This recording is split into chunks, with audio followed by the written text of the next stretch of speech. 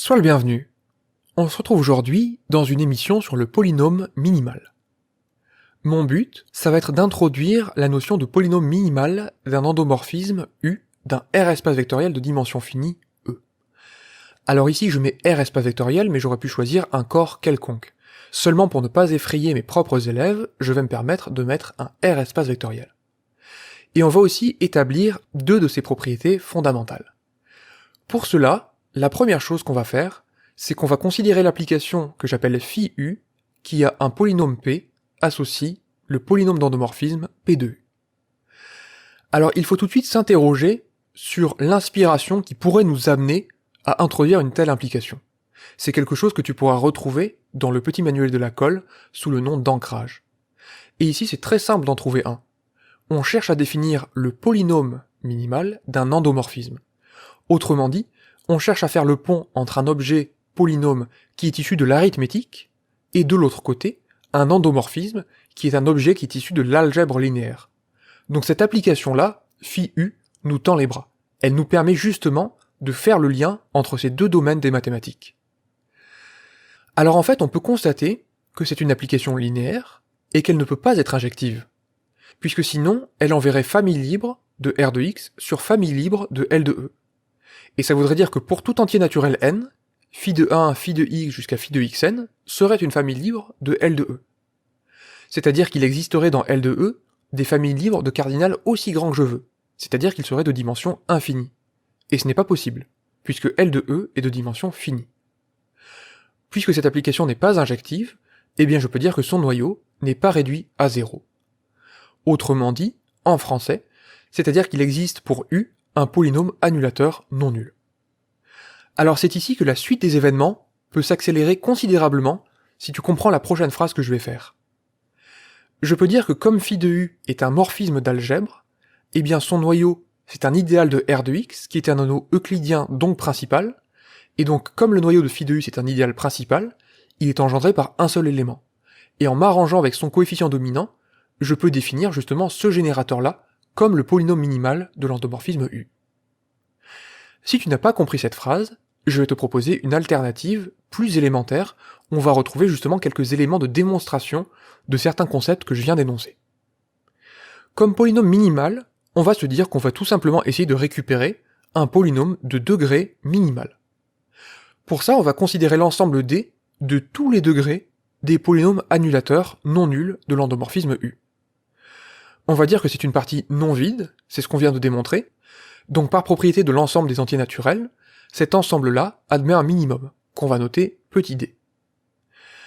Maintenant on va choisir un polynôme, annulateur non nul de U, et de degré petit d, qui réalise donc ce minimum. Et on va considérer mu U, qui est ce dernier polynôme divisé par son coefficient dominant, de telle manière à obtenir finalement un polynôme annulateur non nul de U, unitaire, c'est-à-dire de coefficient dominant égal à 1, et de degré minimal. Ce polynôme-là, on va l'appeler dans un premier temps polynôme minimal de U, à défaut de pouvoir l'appeler le polynôme minimal de U, puisque pour l'instant on a montré qu'il y avait une existence de ce polynôme de degré minimal, mais on n'a pas du tout établi son unicité. Cet objet est-il unique? Alors il est vrai qu'à ce stade, on peut se dire que par exemple, on pourrait trouver d'une part que x-1, x-2 est un polynôme annulateur de U, et aussi x carré plus 1. En fait, on va démontrer que c'est absolument impossible. Et pour ça, on va raisonner en fait en termes de division euclidienne. Tout à l'heure, j'ai dit que R de X était un anneau euclidien. Et donc on va vraiment utiliser cette idée-là. On va choisir un polynôme P, un polynôme annulateur, non nul, et notre but, ça va être de démontrer que le polynôme minimal, donc cette quantité mu U qu'on a choisie, divise forcément P. Alors ici, à l'oral, je vais faire très brièvement la démonstration, comme quoi ça implique l'unicité. Si tout polynôme qu'on a choisi comme ça divise n'importe quel autre polynôme annulateur, alors si j'ai deux polynômes prétendument minimaux, ils se divisent l'un l'autre, et comme ils sont tous deux de coefficient dominant égal à 1, ils seraient donc égaux.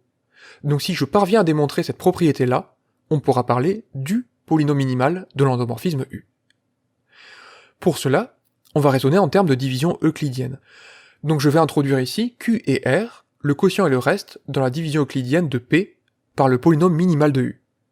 Et donc notre but, c'est de démontrer que R est égal à 0. Donc, par division euclidienne, Eh bien P s'exprime comme le polynôme minimal de U fois Q plus R, où le degré de R est strictement plus petit que D, le degré du polynôme minimal. Par conséquent, si j'évalue cette relation polynomiale, ces deux polynômes sont égaux, donc en particulier si je les évalue en U, ils sont aussi égaux, et si j'isole R, j'obtiens que R de U, c'est la différence entre P de U moins le polynôme minimal évalué en U, composé avec Q de U. Sauf que P de U, comme P dans le noyau de l'application phi de U, P de U vaut 0. Et le polynôme minimal est aussi un polynôme annulateur de U. Donc au final, R de U vaut 0. Donc ça veut dire que R, c'est un polynôme annulateur de U de degré strictement plus petit que D. Et donc par définition du polynôme minimal, eh bien R vaut forcément 0, puisque s'il ne valait pas 0, ça contredirait la définition même du degré minimal. Donc ça nous permet de conclure en disant que finalement, le noyau de phi de U, c'est-à-dire l'ensemble des polynômes annulateurs de U, il s'exprime comme mu U que multiplie R de X, c'est-à-dire l'ensemble des multiples du polynôme minimal. Donc en fait ici on a un peu mieux que tout à l'heure, c'est-à-dire que ça nous donne une structure supplémentaire. On savait que c'était le noyau d'une application linéaire, mais on a encore mieux ici. On sait qu'ils peuvent tous s'exprimer, tous ces polynômes du noyau, comme le multiple d'un seul polynôme, unique. Alors pourquoi ce polynôme minimal-là est intéressant ? Alors d'un point de vue très pragmatique, on peut se dire que vu que son degré est minimal, c'est certainement un objet très pratique avec lequel raisonner. En fait, c'est à moitié faux puisque en pratique, on va quand même avoir du mal à le calculer, ce polynôme minimal. Mais une belle propriété qu'il a, c'est que l'ensemble de ses racines, c'est égal à l'ensemble des valeurs propres de U, que je note ici comme le spectre de l'endomorphisme U. Alors normalement, avec un polynôme annulateur quelconque, je n'ai qu'une inclusion. Et justement, je vais l'écrire ici. Je veux dire que si j'ai une valeur propre lambda de U, alors lambda est racine de tout polynôme annulateur de U, et donc en particulier du polynôme minimal. Cette proposition, on peut la démontrer très simplement à partir de cette égalité-là.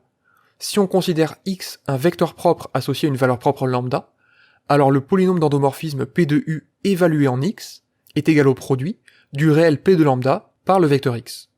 Et donc en particulier, si on a un polynôme annulateur, eh bien le terme de gauche vaut 0, et comme x est non nul, ça nous donne que P de lambda égale 0. Maintenant, ce qui est très intéressant, c'est l'inclusion réciproque. Et ça va mettre en valeur ici une technique très classique que je détaillerai à la fin de la démonstration. On va considérer pour cela lambda une racine du polynôme minimal. Et on va utiliser la caractérisation par divisibilité. On va dire qu'il existe un polynôme Q, tel que le polynôme minimal, ça soit le produit de x moins lambda, Q multiplie Q. De cette manière, le degré de Q, il est strictement inférieur à D. Maintenant, on va raisonner par l'absurde. On va dire que si lambda n'est pas valeur propre de U, alors ça veut dire que U moins lambda fois l'identité de E est un isomorphisme de E. En général, on utilise plutôt la contraposée. On utilise le fait que si ce n'est pas un isomorphisme, alors il n'est pas injectif, puisqu'on est en dimension finie, et donc que lambda est valeur propre. Mais ici, on l'utilise dans l'autre sens. Quel est l'intérêt de disposer d'un isomorphisme ? Eh bien, c'est de pouvoir parler de son isomorphisme réciproque. En évaluant la relation polynomiale mu U est égal à x moins lambda fois Q, en l'endomorphisme U, et en composant par l'isomorphisme réciproque, on obtient que cet isomorphisme réciproque composé avec le polynôme minimal évalué en U, ça vaut Q de U. Sauf que, à nouveau, comme plus haut, on peut dire que le polynôme minimal évalué en U, c'est l'endomorphisme nul. Donc finalement, Q de U, c'est l'endomorphisme nul. Mais là encore, comme tout à l'heure, il y a un petit problème. C'est que Q se retrouve être un polynôme non nul, puisque sinon mu U serait nul, annulateur de U, et de degré strictement plus petit que D. C'est impossible, et ça constitue donc une contradiction. Autrement dit, si lambda est une racine du polynôme minimal, alors forcément, lambda est valeur propre de U, ce qui achève la démonstration. Alors ce que tu retrouveras dans le livre aussi, c'est que la démonstration ne s'arrête pas là. Ici, on a mis en exergue une technique très intéressante. Par exemple, si on a x-1, x-3 qui annule un endomorphisme U, et qu'on s'aperçoit que 3 n'est pas valeur propre de U, par un calcul par exemple, alors par le raisonnement qu'on vient de faire, x-1 annule U. Autrement dit, si 3 n'est pas valeur propre, en fait le raisonnement qu'on a fait là nous permet de dire que le terme en x-3, il sert à rien. On peut tout simplement le retirer. Ce raisonnement-là, tu pourras le retrouver par exemple dans d'autres exercices et dans d'autres démonstrations. J'espère que cette émission t'a plu. Je te souhaite une excellente journée et je te dis à la prochaine.